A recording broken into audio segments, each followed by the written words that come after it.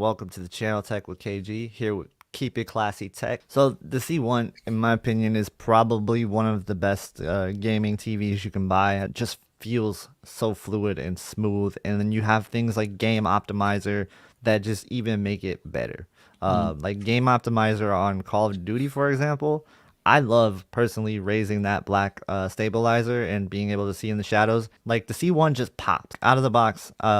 Maybe it's not the most accurate, but it just has punchy colors out of the box. And I think most people will love it out of the box. Yeah, it's like every time I put up a C1 G1 versus Sony video, it's very split.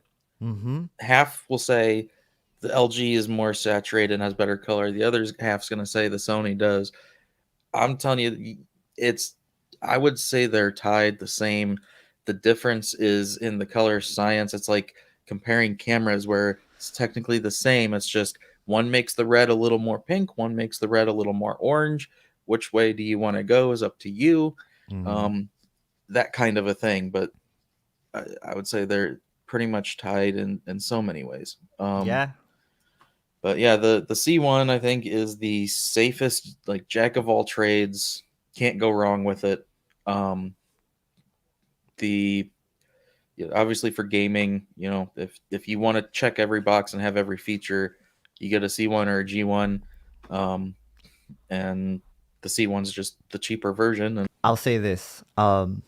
For the most part, I think that the Black Crush thing that people are talking about, it's there, but I do think it's also from its detriment to its benefit in the way that the colors are perceived on it and the way that just the contrast is in general. I said this in one of my reviews. I said, like, for example, when we're playing Resident Evil, just not being able to see in those shadows sometimes is giving me more of an atmospheric feeling.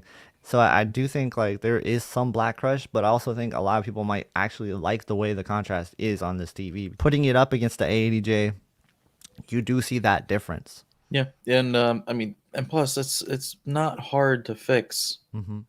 Like if you want that shadow detail, it's not hard to fix. That there's multiple different options that can fix it for you. It just takes a little effort, or you just do the lazy way and just turn up the black level brightness a few clicks, and you know it works still. So Right. there's just a lot of ways to do it, and it's really like kind of a non-issue. Talk about your experience with the G1, how it differs from the C1. Aside from the physical like build, it's the most premium, well-built feeling TV OLED that I've ever seen.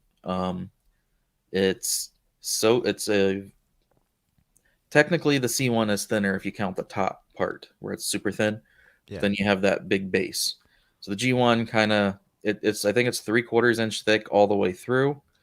Um, just very solid, completely like metal feeling back.